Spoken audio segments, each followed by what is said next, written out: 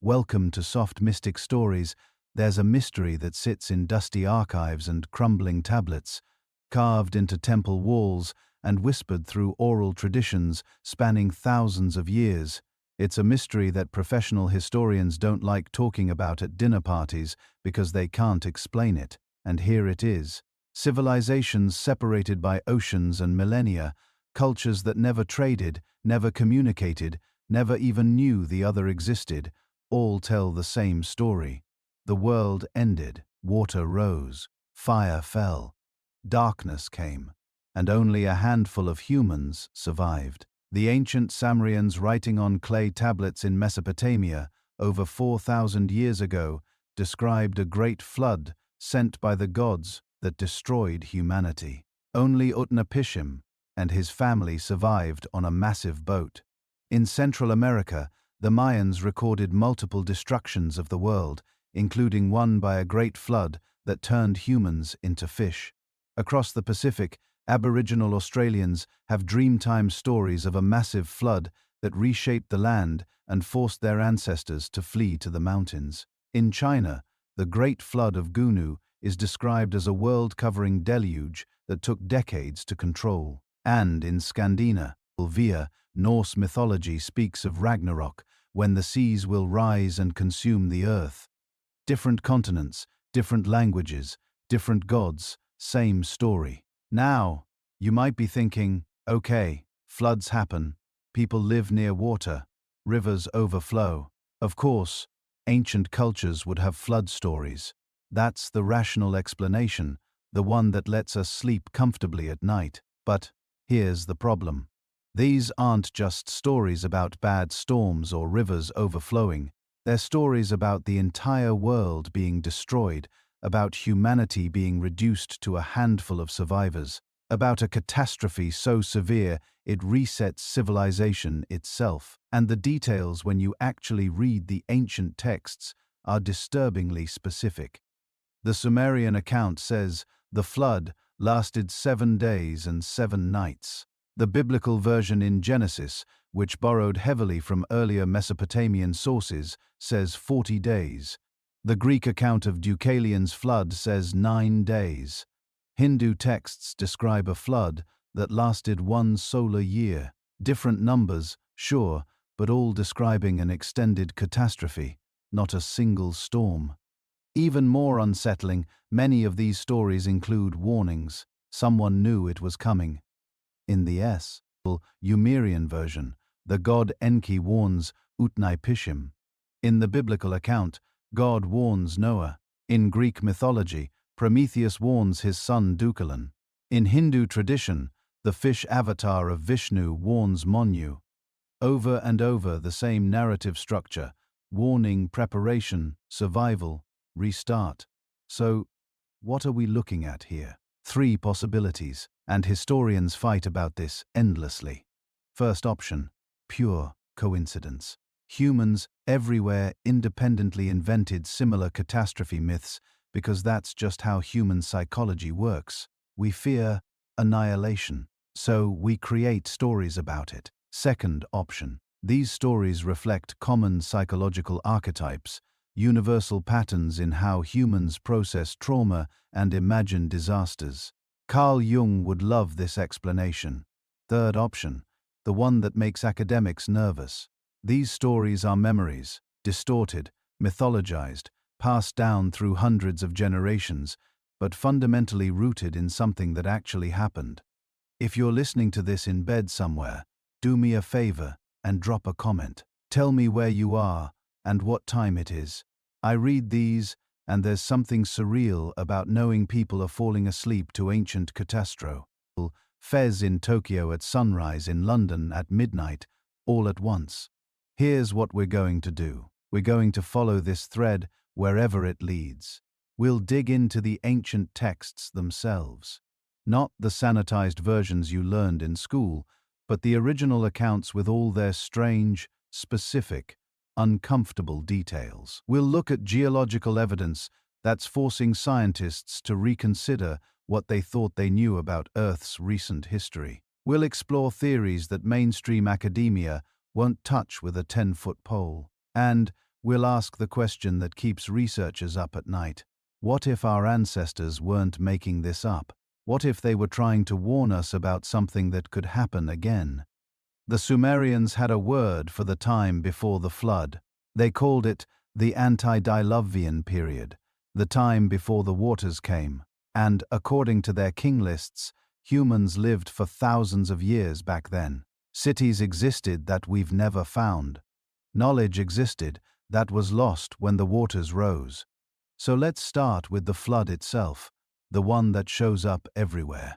Because once you see the patterns, you can't unsee them. Every school child knows the story of Noah. An old man builds an impossible boat because God tells him the world is about to end. Animals march aboard 2 by 2. Rain falls for 40 days and 40 nights. The entire world floods. Everything dies except what's on the ark. When the waters recede, humanity gets a second chance. It's a nice story. Religious people take it as divine truth. Skeptics dismiss it as ancient mythology. But here's what both groups tend to overlook. The Noah story isn't unique. It isn't even original. It's just the most famous version of a story that appears in virtually every ancient culture on Earth. And when you start examining these accounts side by side, you realize something deeply unsettling. They're not just similar. They're often identical in ways that coincidence simply cannot explain. Let's start with the Epic of Gilgamesh. This Mesopotamian text predates the Bible by over 1,000 years, maybe more. The oldest fragments we've found date to around 2100 BCE, but the story itself is probably even older, passed down orally for generations before anyone thought to write it down. And right there in the middle of this ancient epic, you find the flood story. But it's not called Noah, it's called Utnapishtim, Htim. The similarities are impossible to ignore. A divine warning that humanity will be destroyed by flooding.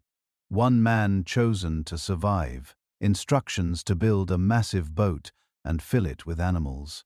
A catastrophic flood that covers the entire known world. Birds sent out to search for dry land. The boat coming to rest on a mountain when the waters recede. An offering of thanksgiving to the gods. Even the number of days has parallels. The Epic of Gilgamesh describes 6 days and 6 nights of flooding, while Genesis describes 40 days and 40 nights. Different numbers, but the same basic structure, a limited period of catastrophic rainfall followed by months of slowly receding water. Now, you could argue that the biblical authors borrowed from Gilgamesh. That's the standard academic explanation. The Hebrews were in Babylon during the exile. They heard local flood myths. They adapted one for their own religious purposes. Clean, simple, case closed. Except that explanation completely falls apart when you look at flood myths from cultures that had zero contact with Mesopotamia or the Middle East. Cultures that were geographically isolated for thousands of years before anyone started combining, airing stories. Take India. Hindu texts describe a flood myth involving Manu, the first man, and Matsya, a fish avatar of the god Vishnu.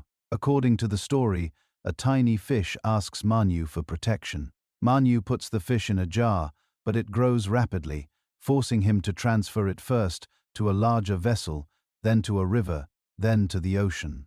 Eventually, the fish reveals itself as Vishnu and warns Manu that a great flood will destroy all life on earth. Vishnu tells him to build a boat and save seeds of every plant and pairs of every animal. The flood comes, everything is destroyed. Manu's boat survives, guided by the massive fish through the raging waters. When the flood recedes, Manu releases the animals and plants, repopulating the earth. Different gods, different details, but the core structure is identical. Divine warning, chosen survivor, boat full of animals and seeds, total destruction. Humanity gets a second chance. This story appears in texts dating back at least 3,000 years. But The oral tradition is certainly much older, and India had minimal contact with Mesopotamia during the period when these stories would have been formed. So, how did two geographically separate cultures develop? Lop nearly identical flood myths. Maybe it's still coincidence. Two cultures, two floods. But then you look at ancient Greece, the story of Deucalion and Pyrrha. Zeus becomes angry with humanity's corruption and decides to destroy the world with a massive flood. Prometheus, the titan who had given humans fire, warns his son, Deucalion, about the coming disaster. Deucalion builds a chest, essentially a boat, and takes shelter inside with his wife, Pyrrha. The flood comes, everything drowns. After 9 days and nights, the waters recede. The chest comes to rest on Mount Parnassus. Deucalion and Pyrrha emerge as the only survivors. They repopulate the earth by throwing stones over their shoulders, which transform into people. Again, the core elements are identical. Divine anger, warning to one good man, boat or protective vessel, total destruction by flood, a specific mountain where the survivors come to rest, repopulation of the earth. The Greeks had their own unique spin on the ending, but the fundamental story structure is the same as Mesopotamia and India. 3 ancient civilizations, 3 flood myths, all featuring suspiciously similar details. But let's go further east. Ancient China has multiple IPL flood myths, but the most prominent involves a hero named Gun and his son, Yu the Great. The story describes a catastrophic flood that covered the earth during the reign of Emperor Yao. The waters were so vast and destructive that they threatened to wipe out all of humanity. Gun attempted to stop the flooding by building dams and barriers, but failed. His son Yu took a different approach, dredging channels and creating waterways to drain the floodwaters. After 13 years of work, Yu finally succeeded in making the land habitable again. Humanity survived, but just barely. This version focuses more on the engineering response than the boat, but the core is still there. Worldwide flooding near extinction of humanity. The chosen hero who saves civilization. And the Chinese flood myths describe this as a global event, not a local disaster. The waters covered mountains. They threatened all human life. The timescale alone, 13 years of flooding, suggests a catastrophe of unimaginable scope. Now, you might argue that these are all agrarian civilizations living near major rivers. Mesopotamia had the Tigris and Euphrates. India had the Indus and Ganges. Greece had regular flooding in its valleys. China had the Yellow River, which flooded catastrophically many times throughout history. So maybe these cultures all experienced devastating local floods and mythologized them into world-ending events. That's a reasonable hypothesis until you look at cultures that lived nowhere near major rivers, cultures that inhabited coastlines, mountains, and islands, and you find the exact same stories. Aboriginal Australians have flood myths that are particularly remarkable because they appear to preserve actual geological history. Multiple Aboriginal groups across different parts of Australia tell stories of a time when the sea levels were much lower, when you could walk to places that are now islands, when the coastline looked completely different than it does today. Then, the waters rose, not gradually, but catastrophically in some accounts. Entire landscapes were drowned. People fled to higher ground. Many died. The survivors passed down stories of the world that existed before the flood. What makes these stories extraordinary is that modern geology confirms them. At the end of the last ice age, roughly 12,000 years ago, sea levels rose by over 400 feet as massive ice sheets melted. His wasn't a gradual process that humans would barely notice. Archaeological evidence suggests periods of rapid sea level rise, sometimes several meters per century. For coastal populations, this would have been catastrophic. Entire territories drowned within a few generations. Places where people had lived for thousands of years simply vanished beneath the waves. Some Aboriginal flood stories have been dated through geographical analysis. They describe specific landmarks that will last above water 10,000 years ago or more. This means these oral traditions have been maintained for at least 10 millennia, possibly longer. That's older than any written civilization, older than the pyramids, older than Mesopotamia. These are memories from the deep past, preserved with remarkable accuracy through hundreds of generations. And Aboriginal Australians aren't unique in this. Pacific Islander cultures throughout Polynesia and Melanesia have flood stories. Many describe a time when islands were larger or connected, then the seas rose and separated them. Some stories describe specific channels between islands that geological surveys confirm were above water during the Ice Age. These aren't vague myths. They're geographical records preserved in oral tradition.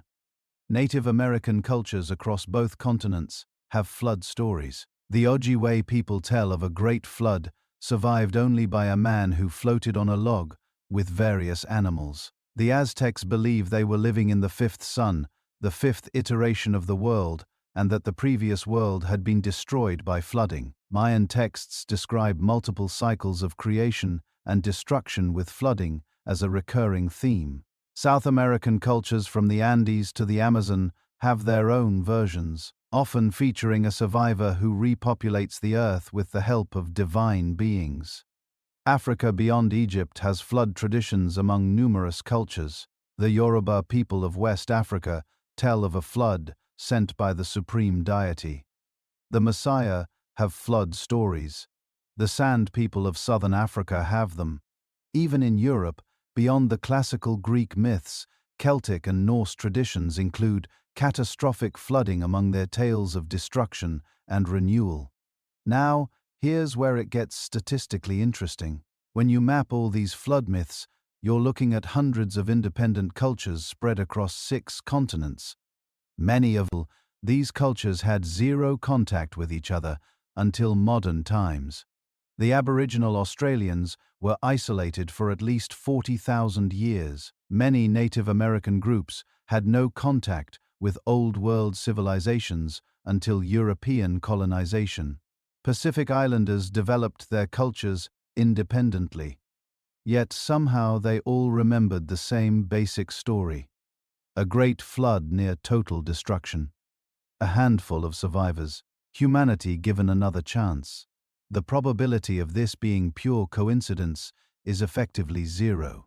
Either these cultures all experienced devastating floods independently and all decided to mythologize them in nearly identical ways, or they're all remembering the same event. One catastrophic episode of flooding so severe, so traumatic, that every surviving culture preserved the memory and passed it down for thousands of years.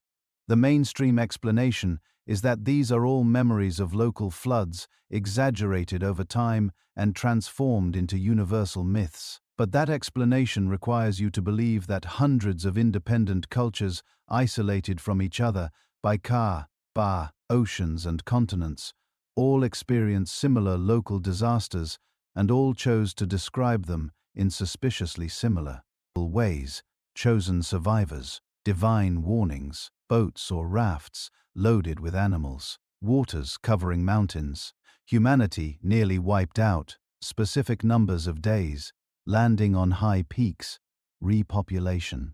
These aren't general themes. These are specific plot points appearing again and again in cultures that supposedly never communicated. The other explanation is simpler, but more unsettling.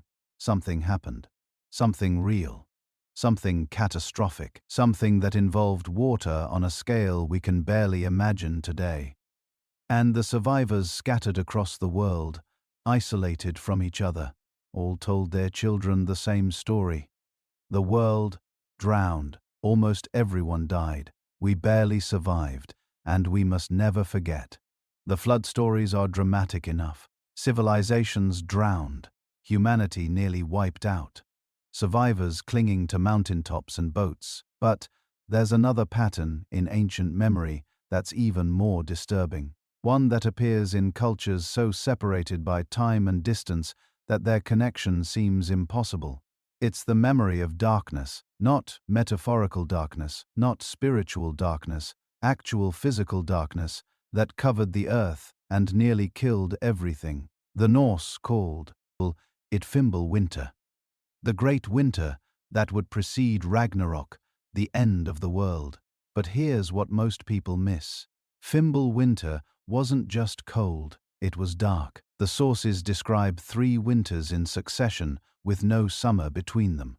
The sun would lose its power, becoming dim and weak. Snow would fall from every direction. The world would be frozen and dark, and humanity would tear itself apart, fighting over the last scraps of food. Families would betray each other. The bonds that held society together would dissolve. Nearly everyone would die. 3 years of darkness and cold. 3 years when the sun barely showed itself. 3 years that reduced humanity to its most desperate state. Now, travel south to ancient Egypt. The mythology there preserves something remarkably similar, though told in their own symbolic language. The stories speak of times when Ra, the sun god, withdrew his light from the world. When he became angry or weakened, darkness would descend upon the earth. The crops would fail. The Nile would become unreliable. Chaos would spread across the land. In some versions, Ra ages and becomes weak, his light fading, his power diminishing. In others, he literally went. Withdraws into the underworld, abandoning humanity to darkness and death. The priests would perform elaborate rituals to bring him back, to restore the light, to save humanity from extinction. These weren't just religious stories. The Egyptian texts describe specific consequences of the darkness: famine, disease, social collapse. They describe the world becoming cold even in Egypt. They describe a time when the natural order of things broke down completely. The Aztecs preserve something even more specific. Their mythology divides history into ages, each ending in catastrophe. One of these ages, the Age of Darkness, ended when the sun disappeared entirely. Not gradually, not symbolically. It vanished. The world was plunged into absolute darkness and unbearable cold. The few humans who survived did so by hiding in caves and eating whatever they could find in the blackness. Most died of starvation or cold. The survivors emerged changed, traumatized, carrying the memory of that terrible time into the next age. The Aztec texts specify that this darkness lasted for years, that when the sun finally returned, it was weak at first, barely providing warmth, that it took time for the world to recover, for plants to grow again, for animals to return, for life to become sustainable once more. Move north to Finland. The Kalevala, their national epic, preserves remarkably similar memories. The story tells of a time when the sun and moon were stolen from the sky. Not metaphorically stolen, actually removed, hidden away in a cave or deep in the earth. The world descended into darkness and cold. Heroes had to embark on desperate quests to recover the sources of light. Without the sun, nothing could grow. Lakes froze solid. Animals disappeared or died. Humanity faced extinction in the endless night. The stories emphasize the cold, the darkness, the desperation of people trying to survive when the fundamental source of life had been taken away. In China, ancient texts describe a time when the sky itself cracked. When the pillars that held up the heavens collapsed, darkness fell across the earth.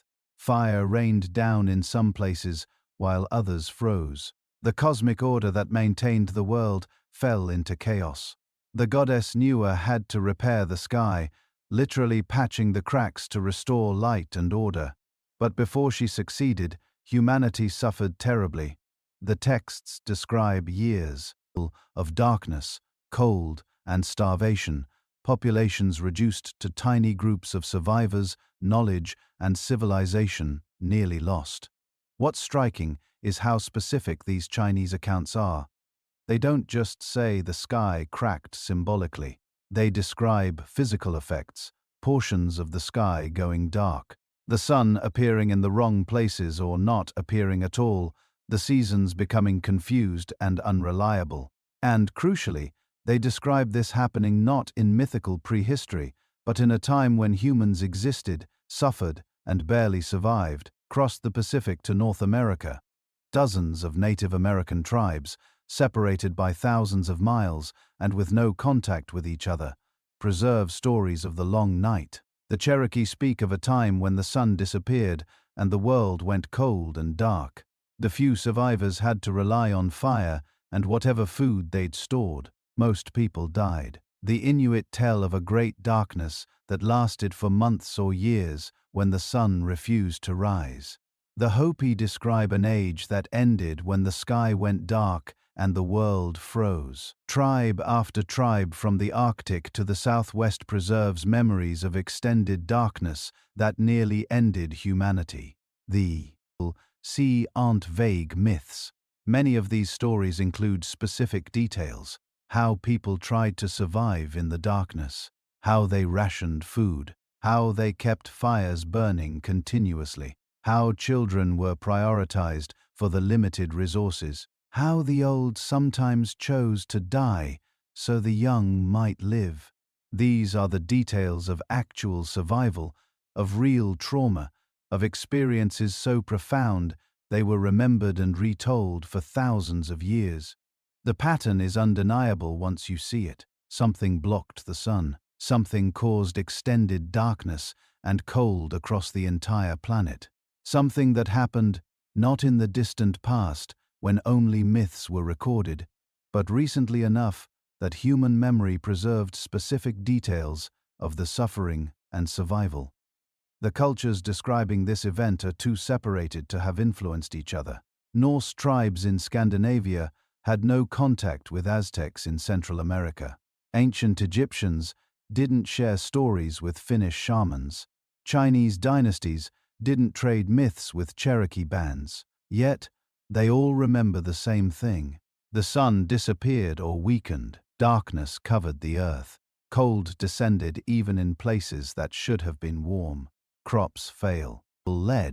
Animals died. Humanity was reduced to small groups of desperate survivors fighting to stay alive in an endless night. And after years of suffering, the sun slowly returned. Life gradually recovered. But the memory of that darkness never faded.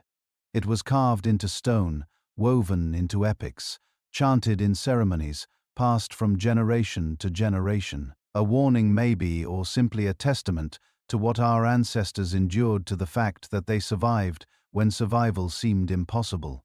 The question modern historians struggle with is simple but profound. What could cause global darkness severe enough to be remembered independently by cultures across every continent? What natural event could block out the sun for years, bring cold to the entire planet, and push humanity to the edge of extinction? The answers, when we look at them honestly, are disturbing, and they force us to reconsider everything we think we know about our past. Of all the catastrophic events remembered by ancient peoples, perhaps none is described with more visceral terror than fire falling from the sky. Not ordinary fire, not lightning strikes or forest blazes that anyone living in the ancient world would have seen dozens. Examples of times.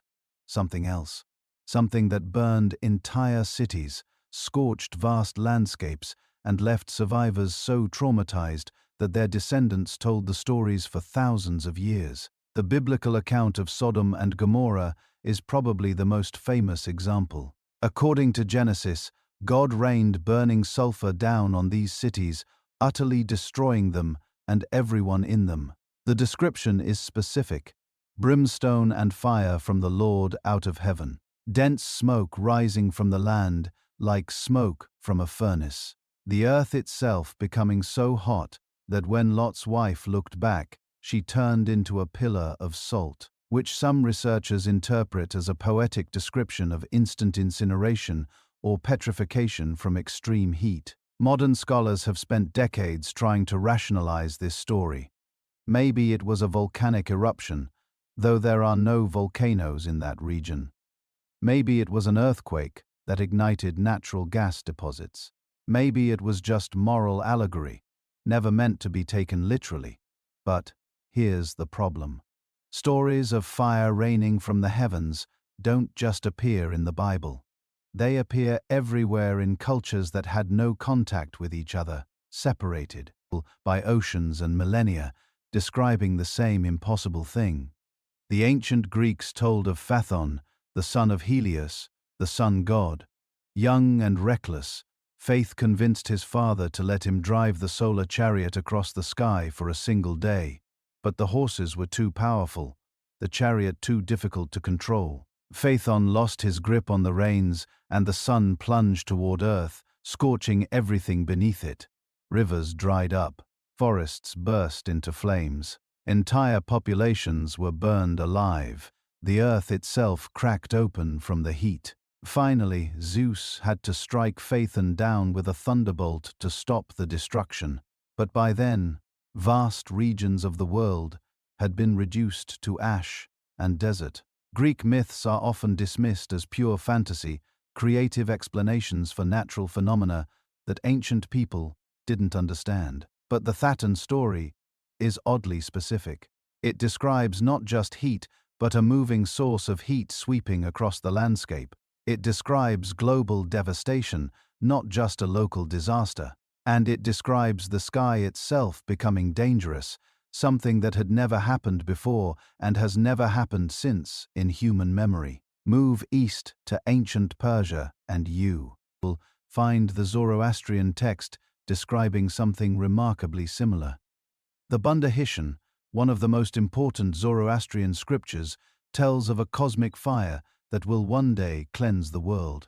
But more interesting are the references to a fire that already happened in the distant past, a conflation that fell from the heavens and purified the earth through destruction. The texts describe molten metal flowing over the world, burning away impurity, rivers of fire covering the land, mountains melting. The righteous somehow surviving while the wicked are consumed. These aren't vague metaphors.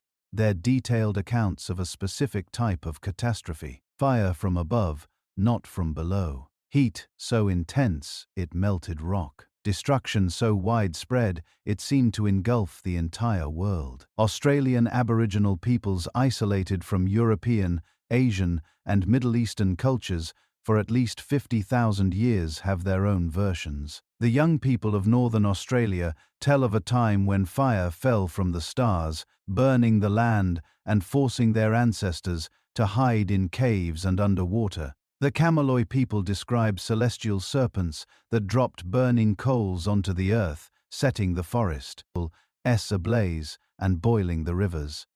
These aren't recent stories influenced by contact with Western cultures. They're ancient, embedded in song cycles that date back thousands of years, cross the Pacific to Mesoamerica, and the pattern continues. The Aztec believed the world had been created and destroyed 4 times before the current age. The 4th age, they said, ended in rain of fire.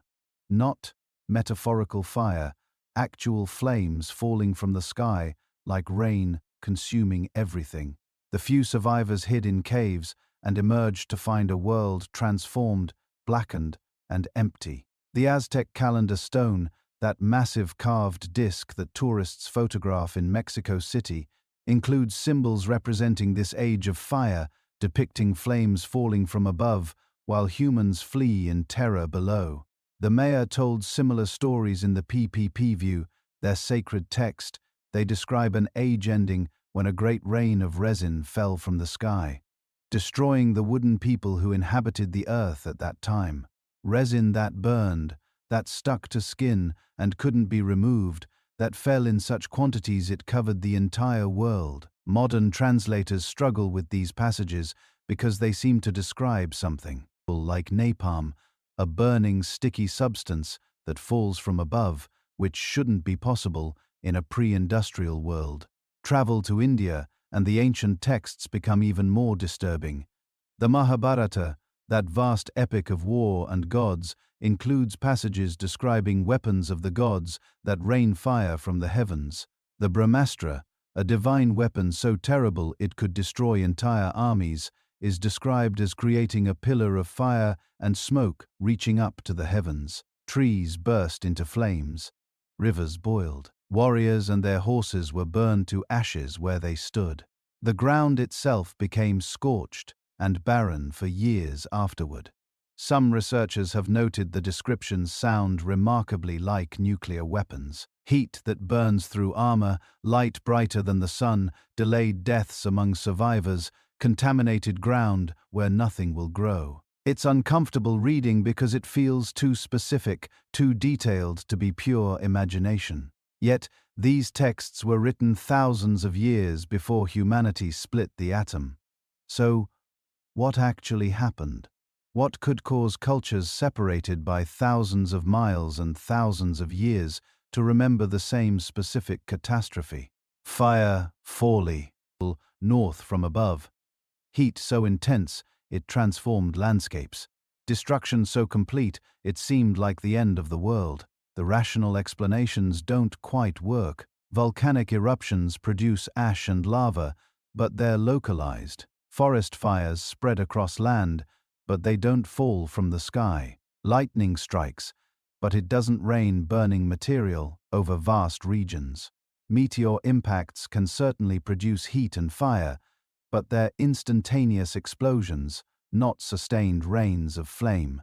Yet every ancient culture that left written or oral records describes this fire from the heavens, not once, but as a world-changing event that marked a boundary between ages, an event so catastrophic that surviving it became the defining story of human civilization.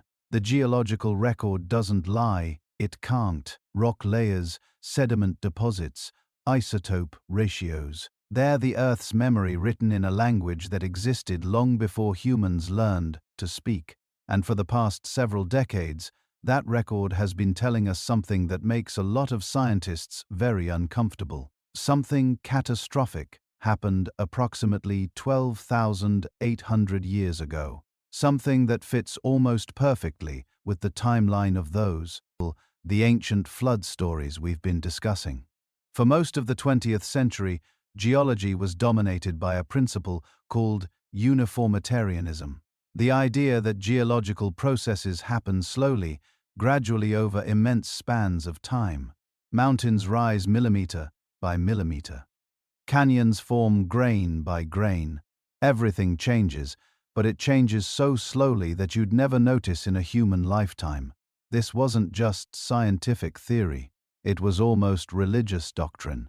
Suggest that catastrophes could reshape the Earth quickly, and you'd be laughed out of the academic establishment. Catastrophism was considered outdated, unscientific, the realm of religious fundamentalists and fringe theorists. But the evidence doesn't care about academic politics, and the evidence has been mounting for decades that something absolutely catastrophic happened at the end of the last ice age. The period is called the Younger Deucalion, named after Arctic wildflower that suddenly appears in the geological record across Europe, and it represents one of the most dramatic climate reversals in Earth's recent history. For context, the planet had been warming for thousands of years. The great ice age glaciers were retreating, sea level vels were rising. The climate was becoming more hospitable. Human populations were expanding, developing agriculture, building the first permanent settlements. Then, 12,800 years ago, everything went wrong. Temperatures plummeted, not gradually over centuries, but dramatically within decades, maybe even years. Some ice suggest the shift happened in less than a decade. The northern hemisphere was thrown back into full glacial conditions almost overnight. Glaciers that had been retreating for millennia suddenly began advancing again. Forests died. Megafauna populations collapsed, and humanity, which had been thriving, was thrown into a survival crisis that would last 1,200 years. This isn't speculation. The evidence appears in ice cores from Greenland, in sediment layers across North America and Europe, in pollen records that show the sudden disappearance of temperate plant species and their replacement with cold-adapted tundra vegetation. The Younger Dry was real, it was sudden, and it was catastrophic. But what caused it? For years, the mainstream explanation was that melting glaciers dumped massive amounts of fresh water into the North Atlantic, disrupting ocean currents and triggering the cooling event. It's a reasonable hypothesis. Ocean currents do regulate global climate. Disrupt them, and you could trigger rapid cooling. But there's a problem. That hypothesis doesn't explain everything we're finding in the geological record. It doesn't explain the layer of microscopic diamonds that appears at the Younger dust boundary in sediment cores across multiple continents. It doesn't explain the shocked quartz, the platinum anomalies, the magnetic microsphere. It doesn't explain the widespread evidence of massive wildfires occurring simultaneously across vast regions. These are the fingerprints of something else entirely. These are the signatures of cosmic impact. In the early 2000s, a group of scientists proposed something radical, the Younger dust impact hypothesis. They suggested that approximately 12,800 years ago, the Earth was struck by fragments of a disintegrating comet. Not a single impact, but multiple airbursts and impact across the northern hemisphere. The evidence they presented was compelling. Nanodiamonds, microscopic diamond particles that only form under extreme pressure and temperature conditions, show up in sediment layers dated to exactly the Dryas boundary.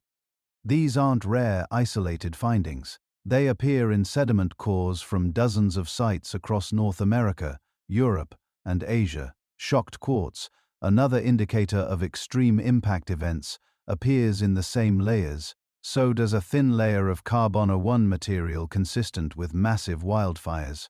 So do platinum anomalies similar to those found at the impact layer that killed the dinosaurs. The pattern is consistent with what you'd expect if multiple comet fragments exploded over the northern ice sheets and continental land masses. The impacts would have instantly vaporized sections of the ice sheet, sending unimaginable quantities of water vapor and melted ice into the atmosphere. They would have ignited continental-scale wildfires as superheated debris rained down across vast regions. They would have injected massive amounts of dust and aerosols into the stratosphere, blocking sunlight and triggering rapid global cooling. And they would have caused something else: flooding. Catastrophic biblical-scale flooding. Because those ice sheets weren't just melting gradually. They were being destroyed explosively. Consider the Missoula floods. These are geological facts, no T-theory. At the end of the last ice age, an ice dam in what's now Montana failed repeatedly, releasing a lake the size of Lake Ontario in a matter of days. Each flood sent water cascading across the Pacific Northwest with such force that it scoured the landscape down to bedrock. Boulders the size of houses were carried hundreds of miles. Valleys were carved in hours that would normally take millennia to form. The floodwaters were moving at 65 miles per hour in some places, carrying more than 10 times the flow of all current rivers on Earth combined.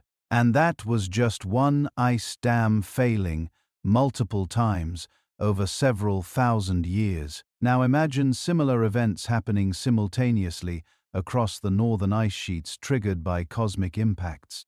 Imagine ice dams the size of mountain ranges failing all at once. The amount of water released would have been almost incomprehensible. Sea levels didn't just rise gradually at the end of the Ice Age. They rose catastrophically in pulses. The geological evidence shows that global sea levels rose approximately 400 feet between the peak of the Ice Age and the beginning of the current warm period. But that rise wasn't steady. There were periods of rapid increase. See episodes where sea levels jumped dozens of feet in just a few decades. One of these pulses coincides almost exactly with the Younger dust boundary. If there were coastal civilizations, settlements built along the Ice Age shorelines when sea levels were 400 feet lower than today, they would have been completely inundated, not slowly, over generations, but potentially within a single human lifetime. Every coastal city, every port, every land settlement would have been drowned. Only those people living in highland areas would have survived to tell the tale, and they would have described it exactly as the ancient texts describe. Waters rising to cover the mountains, the world drowning, humanity nearly wiped out. For years, the Younger Dus impact hypothesis was dismissed by mainstream science. Too catastrophic, too dramatic, too much like those outdated ideas about sudden changes. But the evidence keeps mounting. More impact markers are found. More sites show the same pattern. More scientists are quietly reconsidering whether maybe, just maybe, catastrophism deserves another look. 'Cause here's the uncomfortable truth. The Earth has been hit by cosmic debris before, and it will be hit again. The only question is when and how big. And if it happened 12,800 years ago, if it triggered exactly the kind of global catastrophe that ancient humans described in remarkably consistent detail, then maybe those flood myths aren't myths at all. Maybe they're memories. Traumatic, persistent memories of the worst disaster humanity has ever faced. Memories important enough that every surviving culture made absolutely certain they would never be forgotten. So now, we arrive at one of the most controversial ideas in modern archaeology. The claim that before all these floods, fires and falling skies, there was something else, a civilization, advanced, global, and almost completely erased. No one has pushed this idea into popular conversation harder than writer Graham Hancock. His hypothesis is simple, but explosive. He suggests that during the last ice age, long before Sumer, Egypt, or the Mer, there may have been a sophisticated culture living along the now drowned coastlines of the world. A civilization that understood the stars, built with stone on a monumental scale, maybe even mapped the globe. And when the world-ending event hit at the end of the Ice Age, this civilization was destroyed, leaving behind only scattered survivors and fragmentary memories. Mainstream archaeologists don't accept this. They argue that we see no clear evidence of cities, writing systems, large-scale agriculture, or the kind of infrastructure you'd expect from an advanced civilization. From their perspective, Hancock is connecting dots that aren't really connected, seeing patterns where there are only coincidences. But the debate doesn't go away because a handful of discoveries sit there like loose threads begging to be pulled. Göbekli is one of those threads. On a windswept hill in southeastern Turkey, under layers of soil that hid it for thousands of years, stands a site that shouldn't exist, at least not when it does. Radiocarbon dates place the earliest levels of Göbekli at around 11,500 to 12,000 years ago. That's before pottery, before domesticated grains in that region, before the first cities. According to the standard timeline, humans then were still supposed to be simple hunter-gatherers living in small bands, following herds and making relatively modest stone tools. And yet at Göbekli, you find massive T-shaped stone pillars, some weighing up to 20 or more tons, carefully aried, transported, and set upright in circular enclosures. The pillars are carved with foxes, birds, snakes, wild boar, scorpions, and abstract symbols that may represent constellations, clan markers, or something we can't even guess at. The planning alone would have required complex organization. Quarry workers, stone carvers, laborers, maybe architects or ritual specialists. The site seems to have been deliberately buried after centuries of use, almost like a conscious attempt to hide or preserve it. This is what unsettles archaeologists. For decades, the story went like this. First agriculture, then surplus, then specialization, then temples and monumental architecture. But Quebec Tepe flips the script. It looks like people built the temple first, then settled down. Religion or ritual may have come before farming, not after. For Hancock and others, this is a smoking gun. They argue that Göbekli might not be the beginning, but the echo of something older, a project built by survivors of a lost culture trying to rekindle what they once had. Then there's the Sphinx on the Giza Plateau in front of the Great Pyramid. The Sphinx lies partly carved from the bedrock, partly built from blocks. Officially, it dates to around 4,500 years ago, to the reign of Pharaoh Khafre. But in the early 1990s, a handful of researchers argued that the weathering patterns on the Sphinx and its enclosure don't match the dry wind-driven erosion you'd expect from the last few thousand years of desert climate. Instead, they claim the Sphinx shows signs of heavy rainfall erosion, rounded grooves, vertical channels, patterns that suggest long periods of intense precipitation. The problem is Egypt hasn't had that kind of sustained heavy rainfall since the end of the last ice age, roughly 10,000 to 12,000 years ago. If that interpretation is correct, and this is a big if, it implies that the core of the Sphinx might be far older than the pyramids around it. Maybe the body was carved in a wetter earlier epoch, and the head recarved later into its current pharaonic form. Mainstream geologists and Egyptologists dispute this. They argue that wind, salt crystallization, and localized runoff can mimic the patterns described as rain erosion. To them, the Sphinx fits comfortably in the Old Kingdom.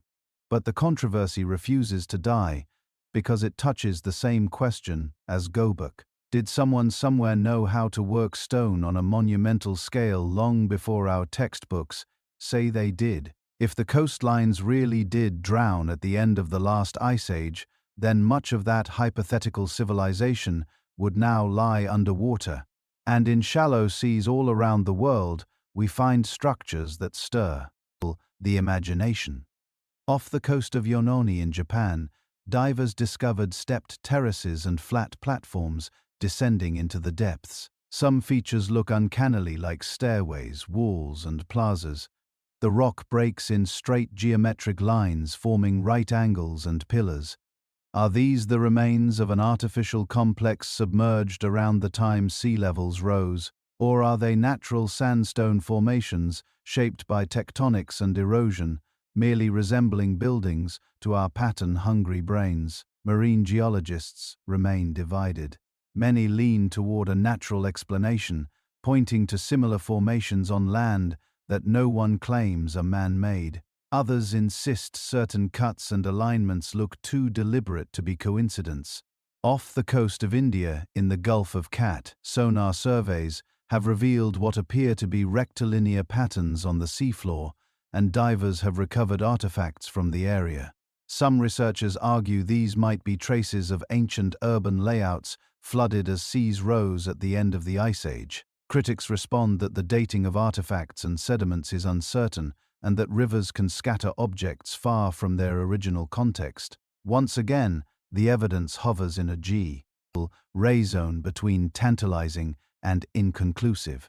In the Mediterranean, near places like Pavlo-Petri in Greece and Atlit Yam off Israel, we do find genuine submerged settlements thousands of years old. We know for certain that rising seas swallowed coastal villages in the Neolithic and Bronze Age. These are not lost high-tech cities, but they are proof of a simple fact. The ocean does erase human history. Coastlines move. Entire communities vanish beneath the waves. And whatever lay along the shorelines of the world 12,000 or 20,000 years ago is now hidden under hundreds of feet of water, difficult and expensive to explore. When you combine all of this with the universal disaster myths, the floods, the fires, the darkened skies, it raises a possibility. Maybe these weren't just imaginative stories invented to explain thunderstorms or seasonal changes. Maybe they were memories. fading recollections of real events told and retold around campfires, passed down for hundreds of generations, drifting across languages and continents, but keeping the same core. There was a world before it was destroyed, and a few people survived. For many academics, this line of thinking crosses from careful inference into speculation. And they're right to be cautious. Extraordinary claims require strong evidence, not just narrative coherence or emotional appeal. Archaeology is a slow science. It depends on fragments, careful dating, and replication of results. Researchers worry with good reason that dramatic stories about lost civilizations can overshadow the real hard-won discoveries being made every year about known cultures. But there is also another side. The politics of archaeology are real. Funding tends to flow toward established sites and accepted questions. Radical hypotheses can be career risks. Young scholars quickly learn which ideas are safe to pursue and which ones will mark them as fringe. This doesn't mean there's a grand conspiracy to suppress the truth. It does mean that human factors, egos, reputations, institutional inertia shape what gets studied and how new evidence is interpreted. So we're left in an interesting position. On the one hand, there is no clear, unambiguous proof of a single global high-tech civilization before the known ancient world. No Ice Age Manhattan buried under the Atlantic. No definitive stone tablets from 20,000 years ago listing star coordinates. TS, on the other hand, sites like Göbekli, controversies like the Sphinx erosion, and the scattered underwater anomalies suggest that our picture of deep history is still incomplete, that we may be missing chapters. Keeping an open mind doesn't mean believing every hypothesis that promises a hidden world. It means holding two ideas at once. First, respecting what we do know, the timelines supported by repeated measurements, the cultures we can document, the technologies we can trace step by step. Second, acknowledging what we don't know, the lost coastlines, the unexplored seafloors, the still buried sites in regions we've barely surveyed. The lost civilization theory may or may not turn out to be true in the way its strongest advocates imagine. But as we keep digging, diving, and dating, we might find that reality is stranger and more layered than either side of the debate expects. And if the myths are even partly rooted in survivor memories, then somewhere out there, under silt, beneath waves, or hidden in forgotten valleys, the evidence of their world may still be waiting. For a moment, forget everything you think you know about dragons and serpents. Forget knights in armor. For fantasy novels, movie monsters. Go back instead to a night with no light pollution, no cities, no screens, just you, your small band of relatives, and the sky. The stars are overwhelming. A river of light flows overhead, the Milky Way so bright it casts shadows on the ground. Planets drift slowly from night to night. Shooting stars slice across the darkness without warning. Once in a while, something stranger appears. A pale smudge that wasn't there before. Night after night, it grows a tail. It stretches across the sky like a ghostly snake. You don't know the word comet. You don't know orbital mechanics. You just know that when this glowing serpent appears, animals act differently. The air feels wrong. A season of strange weather follows. And, maybe just once in 100 lifetimes, the sky doesn't just change, it attacks. Whether that ever actually happened in front of human eyes, we can't say for sure. But we can say this. From one end of the planet to the other, cultures who never met, who never shared languages or trade routes or religions, all told stories about the same thing. A serpent in the sky, a dragon in the heavens, a cosmic snake that brings both creation and destruction. On. In Mesoamerica, it wore feathers. Quetzalcoatl, the feathered serpent, glides between worlds. He's not just a snake, and not just a bird, but both at once. Earth and sky fused into a single being. In some stories, He brings knowledge and civilization. He teaches people how to measure time, how to grow maize, how to live in balance with the cosmos. In others, he's tied to catastrophe, cycles of destruction and renewal, suns that rise on new worlds after old ones are shattered. For the Aztecs, the universe had already ended multiple times. Each sun was a world age destroyed by a different disaster. Jaguar, hurricanes, fire from the sky, floods, and winding through these cycles is the feathered serpent, the one who moves between eras associated with stars and Venus and the great clockwork of the heavens, a being who appears when worlds begin and when they end. Half a world away in the frozen north, the serpent is not feathered, but vast. The Norse called it Mongandanda, the world's serpent. It's so enormous, it encircles the earth, biting its own tail. It sleeps in the oceans, invisible most of the time. But its very existence is a threat, because when Urangandanda finally moves, when it releases its tail and rises from the sea, the M begins. Ragnarok is not just a battle, it's a cosmic unraveling. The sky splits, stars fall, the sun turns black, the seas boil as the serpent thrashes. Poison spreads across the world, gods die, giants march, mountains crack, and after the chaos, if anything survives, the world is remade. Green again, fresh again, a new sun in the sky. The serpent in the Norse imagination isn't just a monster. It's a pressure building under the surface of reality. A reminder that the calm world, rests on something coiled and dangerous. Travel down the Nile, and the serpent becomes pure darkness. The ancient Egyptians watched their sun god, Ra, sail across the sky each day in a solar boat. But when he reached the horizon and sank into the underworld, his journey wasn't peaceful. Night after night, he had to face Apuz, the great chaos serpent. Apuz isn't a mischievous trickster. He's annihilation. His goal is simple. Swallow the sun. End light forever. The priests of Egypt performed rituals to help Ra in this cosmic battle. They recited spells, burned wax effigies of the serpent, tried to weaken him so dawn could come again. To the Egyptians, sunrise wasn't guaranteed.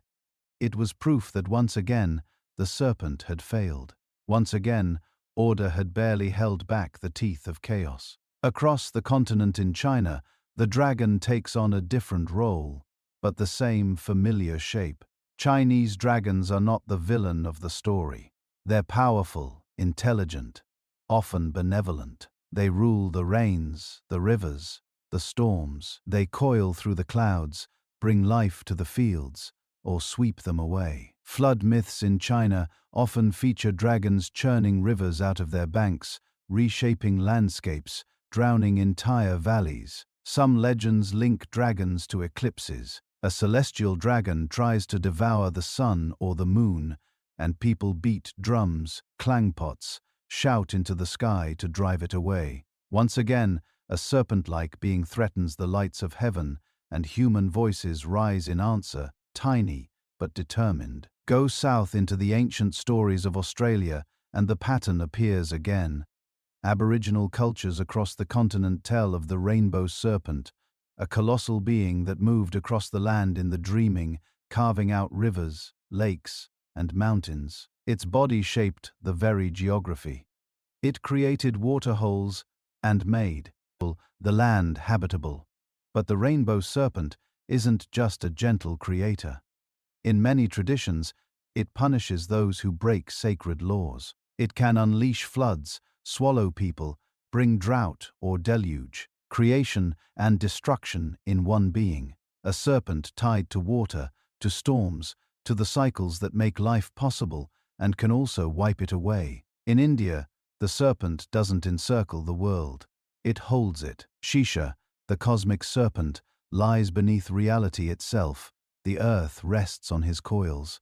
In some tellings, he floats on the cosmic ocean, supporting the god Vishnu while the universe cycles through creation and dissolution. When Shisha shifts, entire worlds tremble. When he finally lets go, this version of existence ends. Here, the serpent is both foundation and terminator, the thing that keeps everything stable until the moment it doesn't. When you line these myths up side by side, Quetzalcoatl in the Mesoamerican sky, Umandanda in North Seas, Apus attacking the Egyptian sun, Chinese dragons ruling storms and eclipses, the rainbow serpent flooding Australia, Cheshire coiled under the Hindu cosmos. It starts to feel like more than coincidence. Why serpents? Why dragons? Why endless sinuous beings linked to the sky, the waters, the end of worlds? Some explanations are simple. Snakes are universal. Almost every environment on Earth has them. They're dangerous, mysterious, silent. They shed their skins and seem reborn. They move like living rivers. It makes sense that humans everywhere would see them as powerful symbols connecting death and rebirth, danger and renewal. But there's another possibility, one that lives in that hazy space between science and speculation. Imagine a bright object appearing in the night, not a point of light like a star, but a glowing core with a tail that grows longer each evening. A tail that can span a quarter of the sky, half the sky, sometimes the whole dome of heaven. Pale, twisting, feathered at the edges like smoke or scales or wings. A comet. We know ancient people saw them. Chinese astronomers recorded broom stars for millennia. Babylonian and Greek observers tracked their paths. Even today, when a great comet appears, people feel an ancient shiver. It looks wrong, like the sky has grown a wound. Now imagine seeing not just one but several across generations, some harmless, some coinciding with strange weather, failed crops, maybe even local disasters. And if deep in prehistory a truly catastrophic impact ever did occur, if a fragment of ice and rock ever exploded in the atmosphere with the force of many nuclear weapons, turning the sky into fire and the rivers into steam, how would your descendants talk about it? They wouldn't write equations, they would tell stories. Stories of a serpent in the sky whose appearance meant the end of an age. A dragon whose breath was fire raining from the heavens. A cosmic snake that circled the world, lay coiled beneath it, or tried each night to swallow the sun. We cannot prove that every serpent myth on Earth is a memory of comets. The evidence isn't that neat. Symbolism is messy. Cultures are complex. And sometimes a snake is just a snake. But when you lie back and imagine that dark ancient sky, when you picture your ancestors watching a luminous, twisting tail stretch from horizon to horizon, the idea that they might have called it a serpent doesn't feel far-fetched. It feels almost inevitable. If you listen carefully to the oldest stories humans tell, you notice something strange. None of them talk as if this is the first world. Not really. Again and again across continent, since millennia, people insist that there were worlds before this one. Worlds that rose, flourished, and then ended. Not in a vague, metaphorical way. Ended by fire, by water, by darkness, by the sky itself going wrong. The Mer of Mesoamerica track time with a precision that still baffles modern astronomers. Their long count calendar doesn't just measure years or centuries. It stretches over thousands of years in nested cycles like gears in some invisible cosmic machine. In their tradition, we're living in the latest of a series of world ages. The current age is only one in a line of creations and destructions. Earlier worlds were brought into being, populated, judged, and finally wiped away when they failed some divine standard.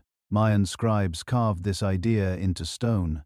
Time isn't a straight line marching from past to future. It's a vast circle, or more accurately, circles within circles. Each great cycle has a beginning and an end, a dawn and a dusk. And at the end of each age, something happens, something big enough to reset everything. On the other side of the world in ancient India, Hindu philosophers imagined time on an even more unimaginable scale. They spoke of yugas, immense cosmic ages stretching over hundreds of thousands, even millions of years. Satya Yuga, the golden age of truth and harmony. Treta and Dvapara, ages of gradual decline. And finally, Kali Yuga, the age of conflict, ignorance, and moral decay. According to this scheme, the universe breathes in and out. A full cycle of yugas called a Maha Yuga repeats endlessly.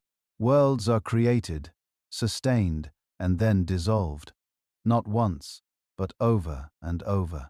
The end of a cycle is not just a spiritual metaphor. It's described as a time of upheaval, floods, fire, strange signs in the sky, the collapse of order. Then, after the destruction, a new age begins, as if the universe is resetting its own clock. The timescales are so vast that they almost break the human mind. Millions of years of rise and fall, written down by people living in ancient cities along Indian rivers. Did they simply imagine these spans by stacking zeros on sacred numbers? Or were they trying with the only tools they had to encode a dim memory that the world had ended before and might end again? Travel to ancient Greece, and you find another version of the same idea. Hysias, one of the earliest Greek poets, described the ages of First came the Golden Age, when humans lived like gods. No work, no death, as we know it, no suffering. Then the Silver Age, still blessed but less perfect. Then the Bronze Age, harsh and warlike. Then the Age of Heroes, when semi-divine figures strode the earth. And finally, the Iron Age, Hyod's own time, an age of toil, injustice, and decline. For the Greeks, history wasn't a single climb from primitive to advanced. It was a falling away from some lost perfection. And while their stories don't always describe full planetary wipeouts the way the Maya or Hindus do, the pattern is strikingly similar. A sequence of qualitatively different worlds, each separated by some kind of boundary event, a flood sent by Zeus, a fire from heaven. In myth after myth, world orders do not fade gently. They stop among the Hopi people of the American Southwest. Elders tell of worlds before this one with a clarity that's hard to ignore. According to Hopi tradition, we are currently in the fourth world. The first world was destroyed by fire, the second by ice, the third by a great flood. Each time a small number of people were warned. Each time a remnant survived, climbing into safety, retreating underground, or being led to new land as the old world failed. For the Hopi, these aren't just campfire stories. They're part of a living prophetic tradition. The end of each world isn't random. It comes when humans forget their responsibilities, neglect their rituals, disturb the balance with nature and the cosmos. And each time the method of destruction is different. Heat, cold, water, and in some tellings, something like a shaking of the earth and sky. Move a little south into the sphere of the Aztec Empire and you meet a closely related concept, the five suns.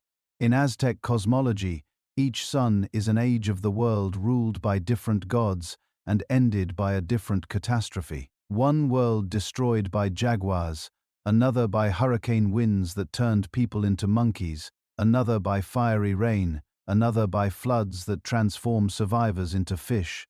We live, they said, under the fifth sun, and like the others, it too will eventually end. The details differ between the stories, but the structure is fixed.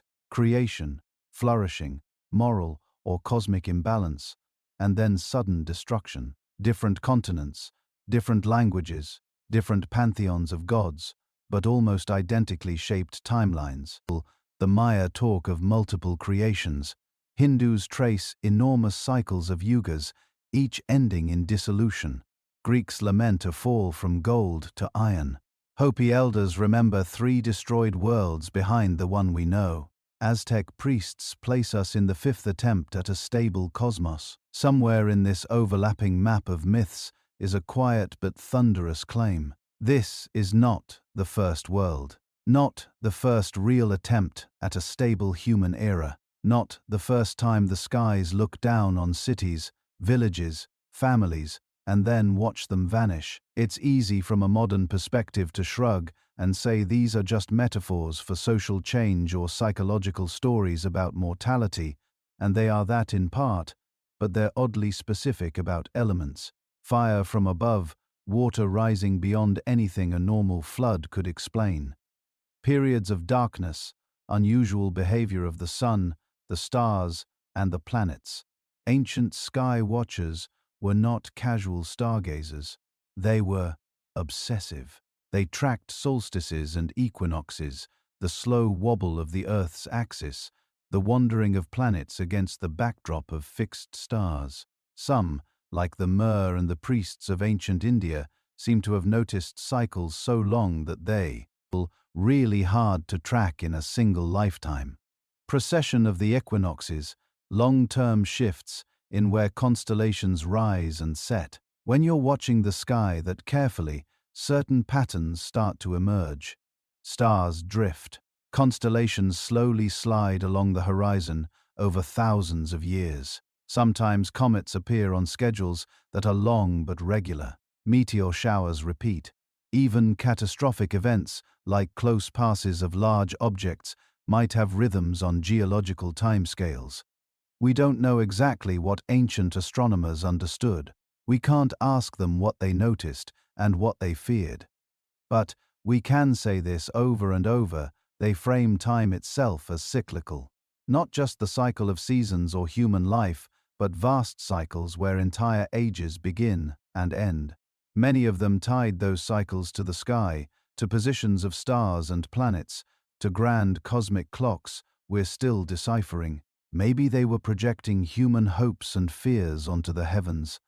Maybe they were encoding dim cultural memories of real disasters in the language of gods and demons. Or maybe, just maybe, they had glimpsed something true about how often the universe resets the stage. Whatever the case, the message echoes across the ruins and the oral traditions, across stone calendars and sung prophecies. Worlds are not permanent. Ages end. And those who happen to survive carry the memory forward, wrapped in myth, waiting for future generations to ask whether the cycle might one day begin again. The strange thing about these world-ending stories is that they rarely end with everyone dying. They almost always end with a handful of people being spared for a reason. Not just the righteous or the lucky or the strong. Again and again, the myths emphasize something else. They were the ones who knew. In Mesopotamia, Utnapishtim is warned of the flood, not because he's the best farmer or the greatest warrior, but because he has a special relationship with the God of wisdom. In the Bible, Noah isn't just a shipbuilder. He walks with God, receives precise measurements, follows exact instructions.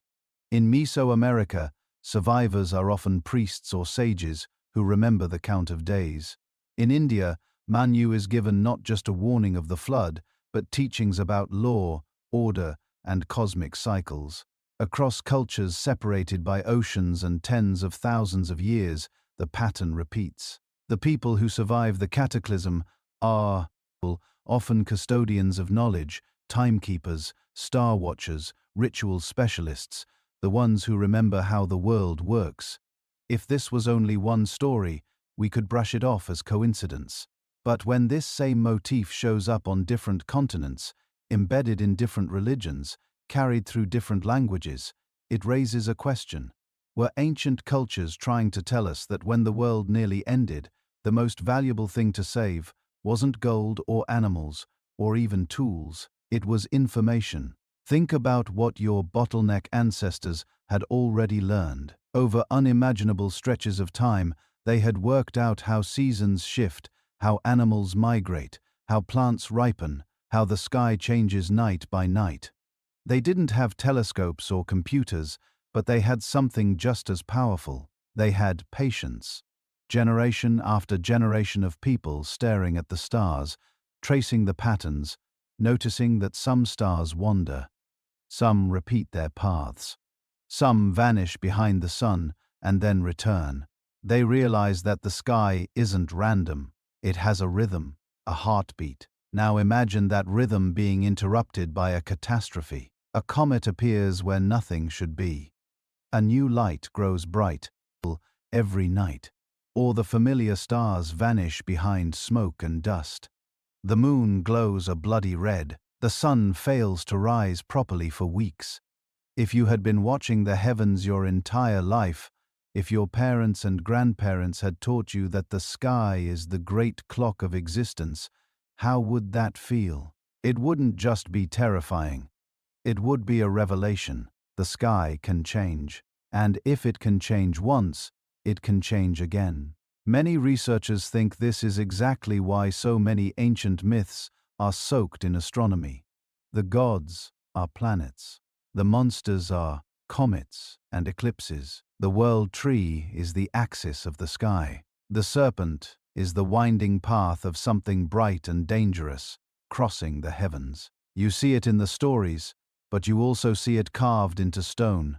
Cultures that supposedly had no contact with each other built monuments that double as star machines. The pyramids at Giza aligning with Orion's belt. The megaliths at Napa lining up with solstices long before Stonehenge was built. The temples of Angkor rising in a pattern that echoes the constellation Draco. The mere building observatories so precise they could predict eclipses centuries in advance. From a modern perspective, lining up a building with a star might seem like a neat aesthetic choice. But in a world that had already ended once, this could have been something else, a safety protocol. If the last catastrophe was linked to something in the sky, a rogue object, a particular alignment, a repeating cycle, then tracking the heavens becomes a survival strategy. You don't just build a house, you build a calendar in stone, a memory that can't be lost if your priests die, your libraries burn, your cities sink under mud and ash. This is where the figure of the priest, the shaman, the wisdom keeper takes on a different light. In many ancient societies, these people weren't just religious officials. They were walking hard drives, human repositories of star charts, plant lore, migration routes, medicinal recipes, ritual sequences. They memorized vast bodies of information using rhythm, song, and story because writing was rare or non-existent. Their job wasn't only to talk to the gods, their job was to remember. Remember where the safe high ground is. Remember what happened the last time the river rose too high. Remember that when that bright star appears with a tail, it's time to leave the land. In some traditions, this knowledge wasn't shared with everyone. It was encoded, restricted, hidden behind layers of symbolism. Egyptian priesthoods guarding sacred numbers. Vic rishis transmitting complex astronomical cycles as mantras. Mesoamerican daykeepers holding the key to calendars that stretched back thousands of years. Mystery schools, elite priestly colleges, secret societies. These might not just have been about philosophical enlightenment or spiritual status. They may have been covert disaster management programs, training a small number of people to carry the most crucial information through times of chaos. And those obsessions you see in ancient cultures with calendars that stretch far into the past and future. The 26,000-year precessional cycle noticed by different civilizations. The long counts that measure not just years, but cosmic ages. The insistence that history moves in repeating patterns. Yugas, suns, worlds destroyed and remade.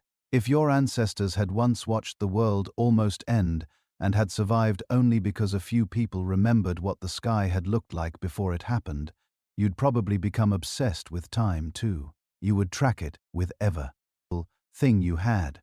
Stones, shadows, temples, pyramids, entire cities. The alignments become less mysterious when you imagine them as instruments. A temple doorway that frames the rising sun on the solstice, a yearly system check. a pyramid shaft aimed at a particular star, a way to know if precession has shifted the heavens enough to signal the turning of a great cycle, a stone circle that marks lunar standstills, an ancient dashboard tracking the more subtle wobbles in Earth's motion. To us, these feel like curiosities. To them, they may have been warnings written in architecture messages to the future, saying, "Pay attention to this star, when it rises here, the cycle is turning. Watch this point on the horizon when the sun returns to this gate. Remember what we told you. Don't forget what happened last time." We can't prove that any given monument was built as a catastrophe alarm. Archaeology is cautious by design, and the evidence is fragmentary, but the convergence is hard to ignore. Myths of world-ending floods and fires, priestly castes obsessed with tracking the sky, megaliths and temples aligned with uncanny precision, calendar systems that reach far beyond the needs of farming or tea, taxation. Taken together, they hint at a possibility. After the last great crisis, survivors may have looked at their fragile, growing populations and realized something profound. Bodies can be replaced in a few generations, but knowledge cannot lose the story of what happened, lose the memory of how the sky behaved, lose the warnings encoded in cycles. And the next time the pattern repeats, you won't be ready. So they did the only thing they could. They buried their memories in the most durable medium they knew: stone, ritual, story. They trained specialists to guard those memories. They wrapped them in religion and myth so people would keep repeating them century after century, even when no one quite remembered why. They turned catastrophe into cosmology, disaster into doctrine. And, somewhere beneath the layers of symbolism and sacred language, a simple, urgent message may still be hiding. It happened before, it can happen again. Watch the sky. Modern science likes clear lines. Data on one side, stories on the other. Facts in the lab, myths around the campfire. For most of the last 2 centuries, researchers treated ancient tales of floods and fire and falling skies as nothing more than folklore. Interesting, maybe even beautiful, but not reliable. Certainly not evidence. But the more closely we study both the Earth and the past, the more that neat division starts to blur. The rocks and the stories keep pointing to the same places again and again.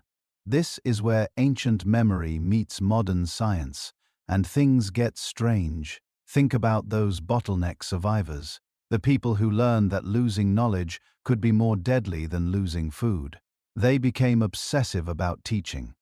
They repeated the same stories night after night because forgetting them meant dying. Over tens of thousands of years, this did something to human culture. It turned memory itself into a survival tool. For a long time, scholars assumed that oral traditions could only stay accurate for a few generations before being twisted beyond recognition.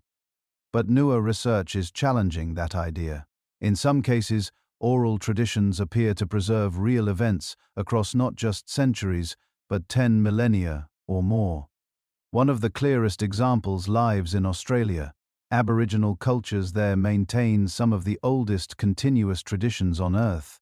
For thousands of years, their ancestors watched the coastlines, fish the estuaries, camped near the rivers that met the sea. They also watched the sea itself rise. Modern sea level data tells us that between about 18,000 and 7,000 years ago, the oceans climbed more than 120 meters as the last ice age ended. Shorelines moved inland, sometimes by tens of kilometers. Whole coastal plains vanished beneath the waves. Aboriginal stories describe this in detail. In some traditions, elders recount how the sea came in, swallowing hunting grounds, drowning sacred sites, turning freshwater inlets into salty bays. In others, they mark where the shoreline used to be, pointing far out beyond the modern coast. Certain narratives even remember specific hills that became islands and river mouths that turned into deep channels. Geologists went to check.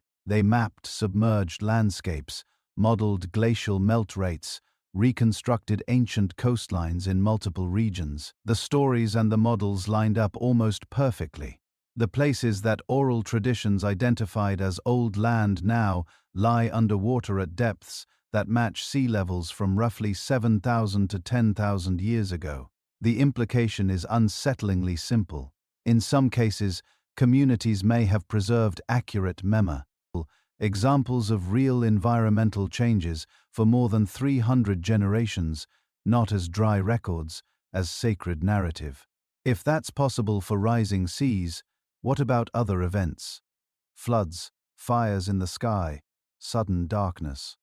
Could some of those myths be echoes of real catastrophes, filtered through ritual and symbol, but still anchored to something that actually happened? That question sits at the heart of one of the more controversial ideas in this space, the Tolman hypothesis. In the early 1990s, two Austrian geologists, Alexander and Edith Tolman, proposed that a large comet approached Earth in prehistoric times and broke into several pieces before impact.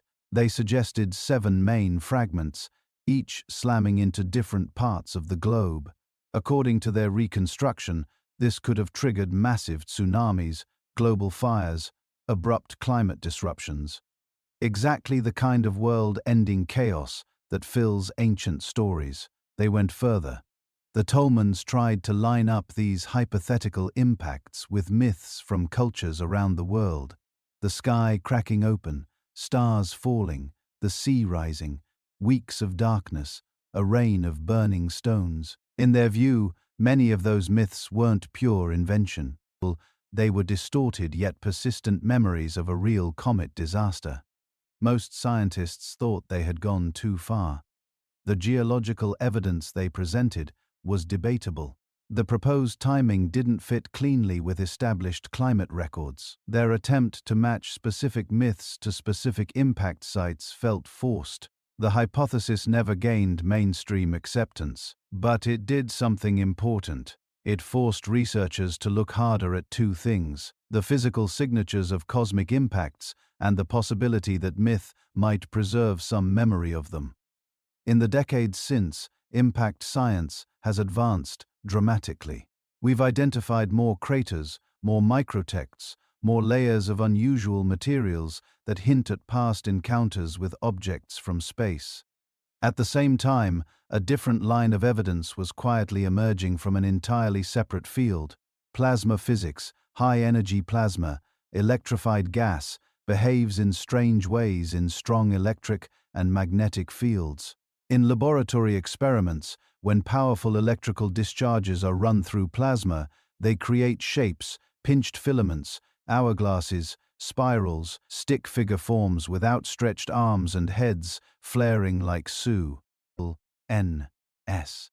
Those shapes looked oddly familiar. All over the world. From the American Southwest to Northern Europe, from the Sahara to Australia, ancient people carved and painted peculiar figures into rock, radiant stick figures, spiky discs twisting serpents across the sky, concentric circles with rays, ladders reaching upward.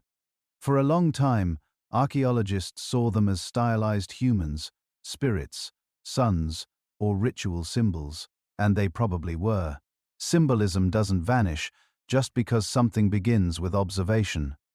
But some plasma physicists noticed that many of these petroglyphs matched the specific rare shapes that intense auroral phenomena and electrical discharges could produce in the upper atmosphere during periods of extreme solar activity or cosmic disturbance. Not just in general outline in detail. The idea, still controversial but increasingly discussed, is that our ancestors may have witnessed highly unusual sky events, massive structured auroras, electrical storms on a planetary scale, perhaps triggered by solar outbursts or interactions with passing debris in space.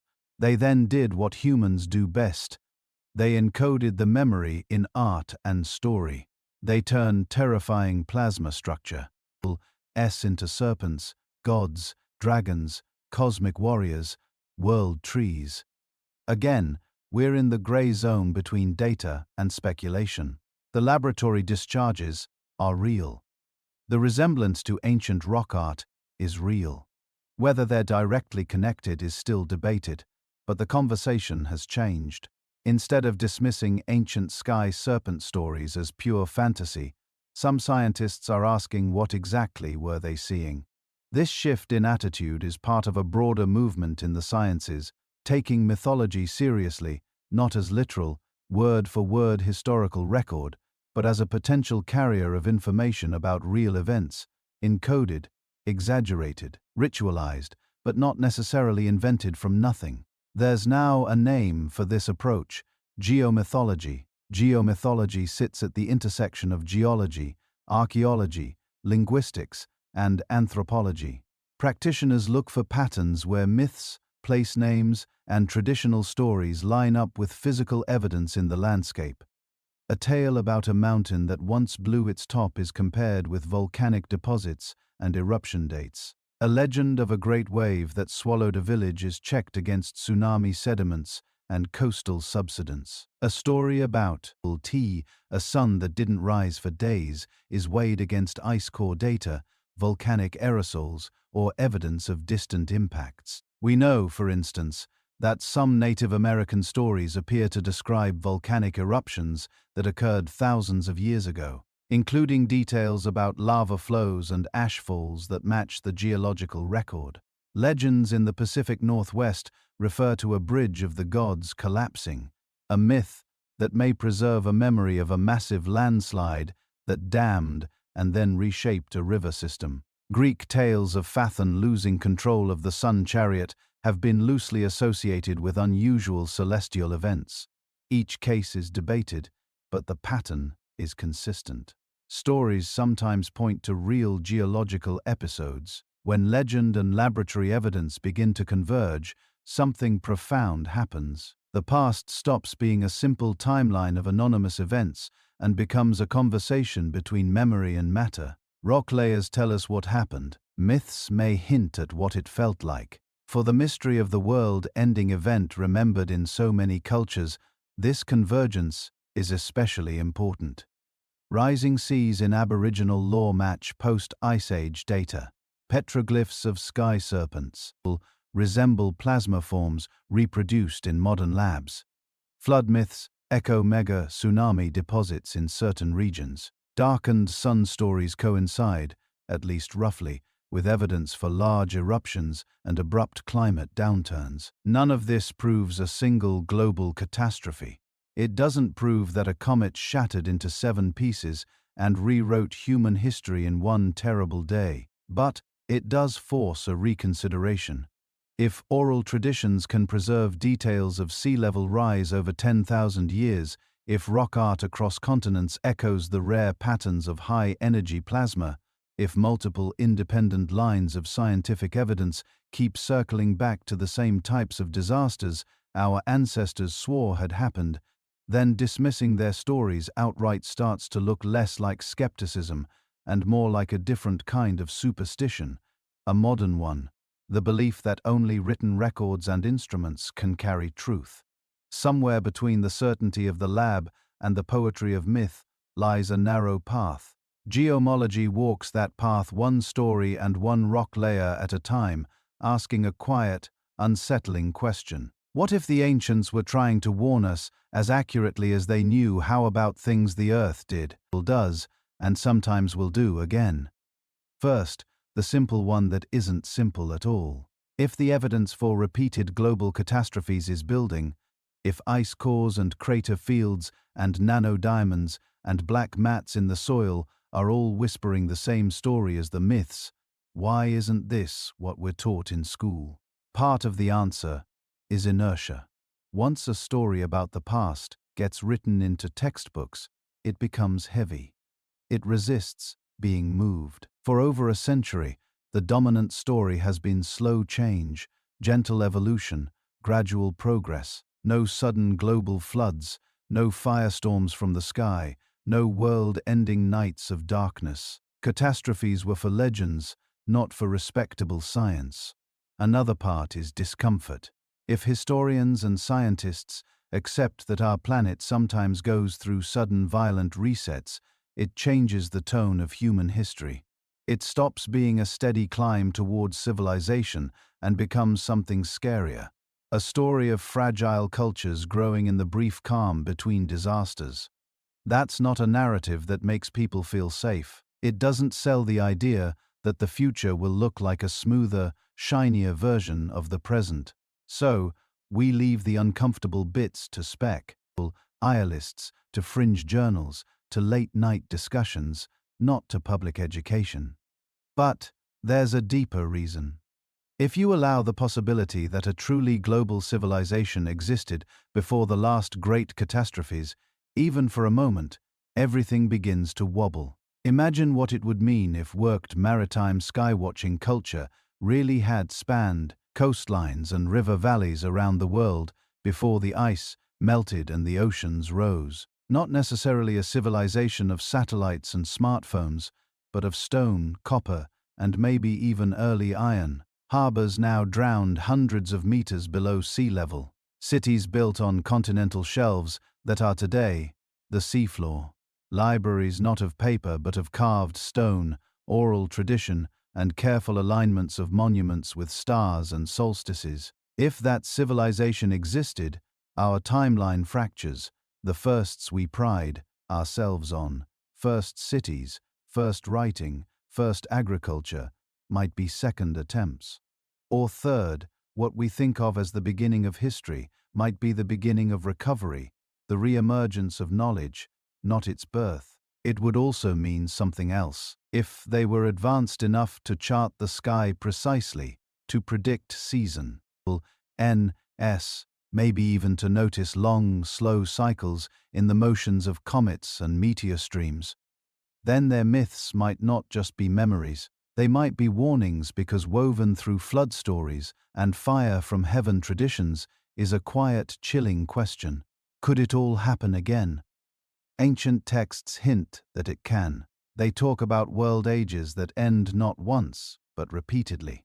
About previous suns destroyed by water, by fire, by wind, by darkness. About gods who return after a long count of years, bringing chaos in their wake. Mythic language, yes, but mythic language encoding something they thought was regular, cyclical, predictable enough to fear in advance. Here is where modern astronomy quietly re-enters the story. Because our planet doesn't drift through empty space. It moves through a cosmic environment shaped by old collisions, broken comets, and lingering debris. One of the most important of those debris fields is the torrid meteor stream. Every year, like clockwork, Earth plows through the torrids twice in late spring and late autumn. Most years, it's a mild display. A few slow, bright shooting stars, pretty but harmless. But astronomers now suspect the torrid stream isn't just dust or ND pebbles. Nested inside it may be swarms of much larger objects. Kilometer-scale fragments of a giant comet that began breaking apart tens of thousands of years ago. If that's true, then sometimes, not every year, not even every century, but on long, slow cycles, Earth's orbit lines up with denser, more dangerous clusters inside the stream. During those encounters, the night sky could suddenly come alive with enormous fireballs, airbursts, and impacts. Enough to set forests ablaze on a continental scale. Enough to send tsunamis racing across oceans. Enough to make the myths feel very literal. This idea is still controversial. Some researchers argue the torrids are just a pretty meteor shower with no hidden monsters. Others point to patterns in impact craters, tree ring damage, and glassy impact materials that seem to cluster around periods when the torrids would have been especially active. Again, we're in that uncomfortable borderland between what we know and what we're just beginning to suspect. But even without the torrids, we know something else. Near-Earth objects pass users all the time. Many of them are only discovered after they've already flown by. Every few years, an asteroid the size of a bus or a house zips past closer than the moon, unnoticed by almost everyone. Occasionally, something larger appears without warning. In 2013, a rock about 20 meters across exploded over Chelyabinsk, Russia. It arrived from the direction of the sun, nearly invisible to telescopes. It detonated with the energy of a small nuclear weapon. Windows shattered in thousands of buildings. Over 1,000 people were injured by flying glass. And that was tiny, a cosmic pebble. Scale that up tenfold, 100-fold, and you begin to enter the territory of the stories. The territory of forests flattened, skies darkened, coasts rewritten. Most of these dear misses never make front pages. They're brief bulletins in technical circulars, quiet updates in orbital databases. The public rarely hears. Life goes on, but the sky we think of as peaceful is busier and less predictable than we're comfortable admitting. So, we circle back to the ancients, to cultures that tracked the heavens with obsessive care, that built temples aligned to specific stars and points on the horizon, that carved serpent shapes and flaming discs and descending gods into stone, always with the same themes, cycles, returns, endings, rebirths. What were they trying so hard not to forget? Maybe it was simple. The world is not as stable as it seems. It can change overnight. Maybe it was more specific. In certain seasons, in certain ages, the sky becomes dangerous. Watch the stars. Count the years. When the signs return, move inland, move uphill. Or perhaps the warning was about us, not the sky. Civilizations are fragile. Arrogance is fatal. Do not assume that your walls, your machines, your knowledge will protect you from water and fire and stone. Remember the last time. Remember what we lost. This leaves us with one final uneasy thought. The line between myth, memory, and prophecy is not as clear as we like to think. A flood story can be all three at once. A story of what did happen told as a sacred tale of gods and heroes. A memory passed down so it won't fade. And a prophecy, because the storyteller knows the cycle will turn again, even if the listeners don't live to see it. As you drift towards sleep, you stand on the bar, T-thin line too, between a safe, steady story of the past and a stranger one in which we've been here before. In which other peoples, other civilizations once watched the same sky, felt the same fragile security, and tried to send a message forward through the dark. The uncomfortable questions are simple. What if they succeeded? What if we're the ones who forgot how to listen? So, now, we step back. We've walked through floods that drowned whole landscapes, skies that went dark, fire that seemed to fall from the stars, serpents in the heavens, world ages turning like a cosmic clock, survivors stumbling out of ruins with one task, remember? And when you lay those stories side by side, something strange happens. Patterns start to line up over and over. Cultures that never met, cultures separated by oceans and by tens of thousands of years, tell you the same things. That the world was destroyed, not once, but in cycles. That the cause was often water, sometimes fire, sometimes both. That the sky itself changed, tilted, darkened, or seemed to fall. That a few people or a chosen group hid in mountains, caves, boats, or underground refugees and survived. That they emerged carrying special knowledge, rules for how to live, warnings about what would happen if we forgot.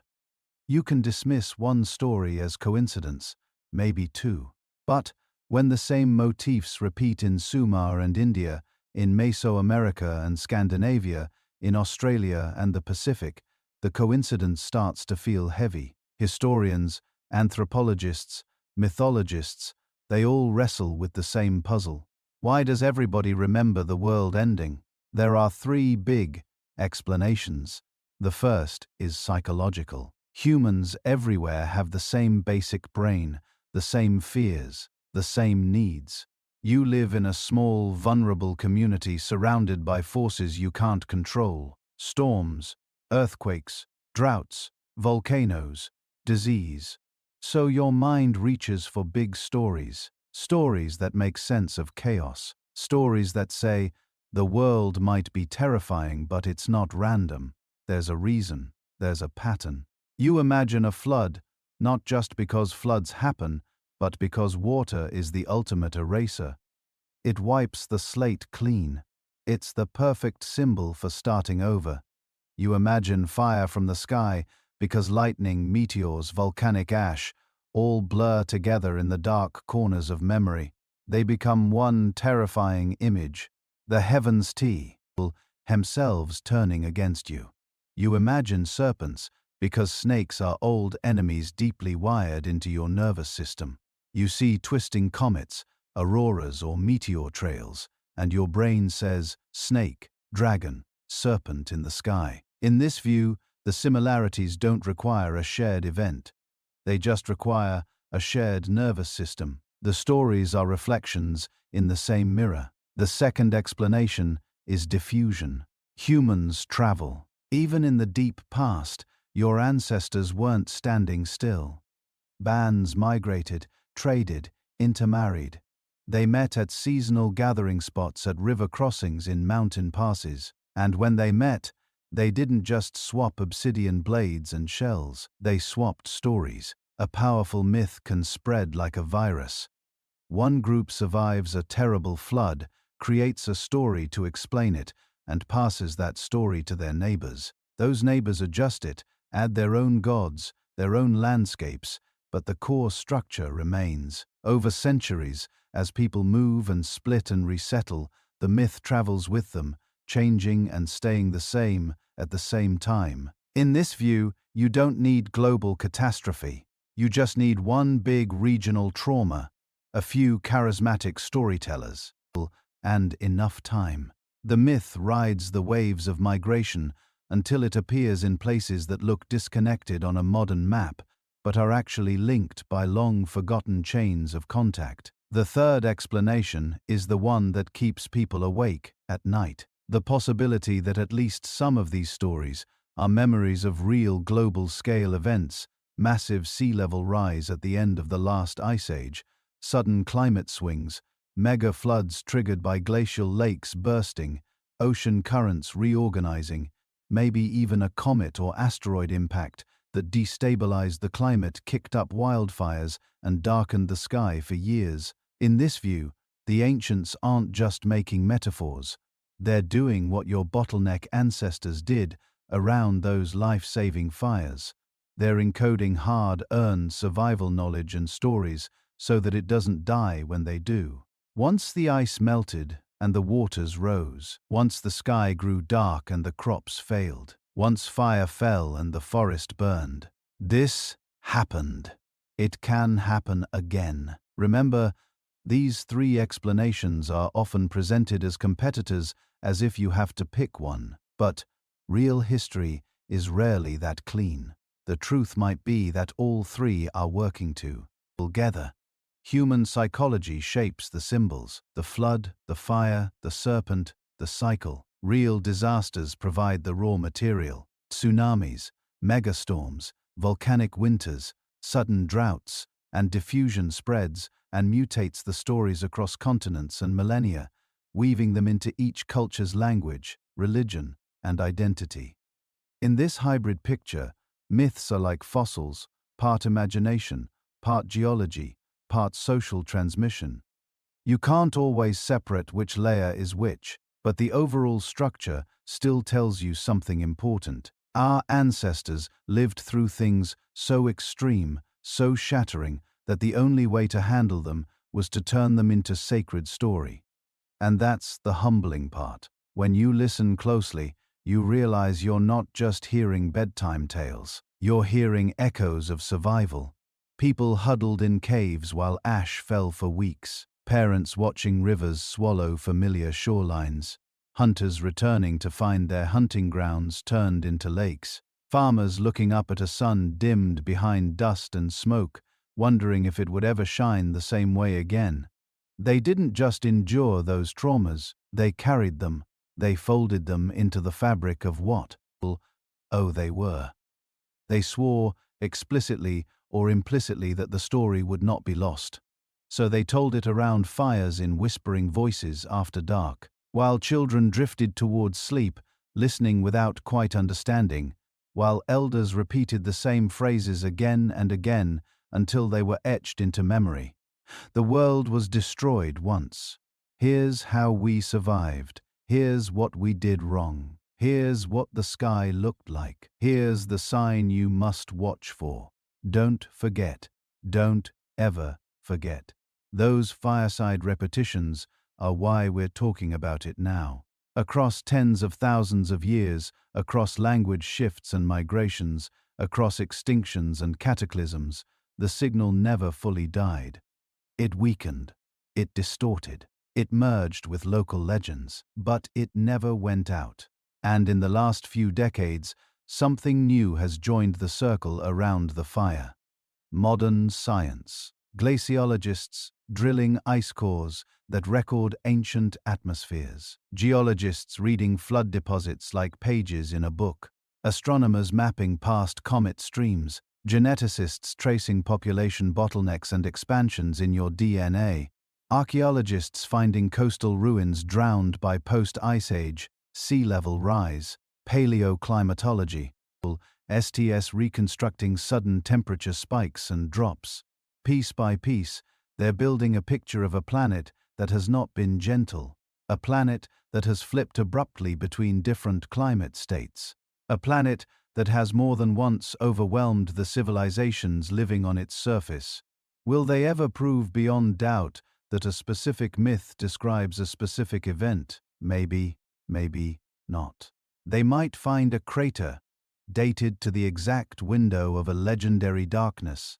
They might match a known mega-flood to a remembered deluge, or they might only ever find suggestive overlaps, timelines that line up too neatly to ignore, but not neatly enough to satisfy everyone. Either way, the investigation matters because, at its core, this mystery isn't just about whether a comet hit or how high the waters rose. It's about what kind of species we are. We are the descendants of people who stared down world-ending forces and refused to let the story stop with them. People who learned in the harshest possible way that survival isn't just about food and shelter. It's about memory, about warning, about passing on what you know to those who come after. When you trace these myths across time and space, you're really tracing the outline of that commitment. The commitment your ancestors made to you long before you were born.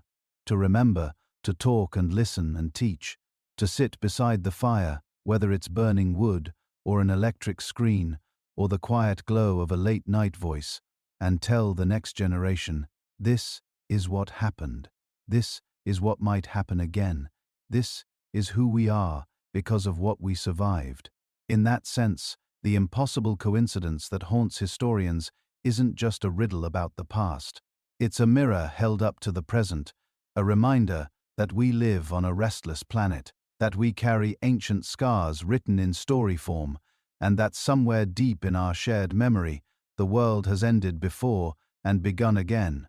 In the end, when you pull all these threads together, something quietly astonishing appears. We started with scattered stories. A flood that drowns the world. A sky that falls and goes dark.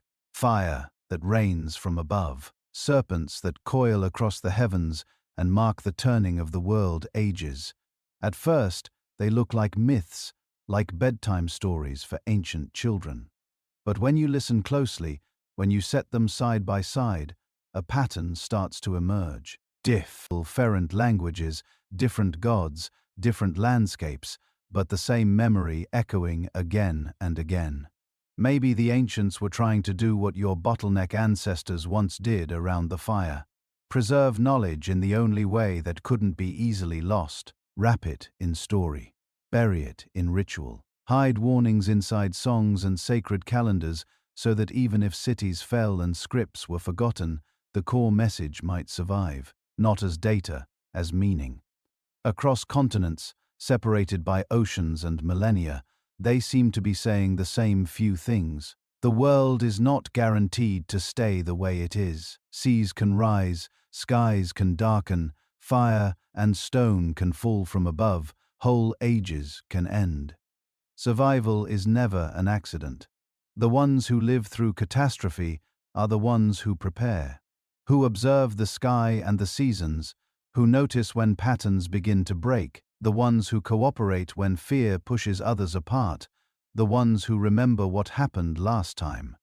And perhaps most important of all, you are not alone in this story. Every human alive is part of a chain of survivors that stretches back through ice and fire, flood and famine, darkness and dawn. Whether your ancestors told their stories in deserts, in rainforests, on islands, or on frozen steppe, they were watching the same heavens. They were listening to the same earth. That's the quiet power of these myths. They don't just connect us to some possible ancient catastrophe. They connect us to each other. When a Polynesian navigator tells of a world-consuming wave, when a Mesopotamian scribe records a deluge, when a First Nations elder speaks of the sky turning to ash, they're all adding verses to the same long human memory.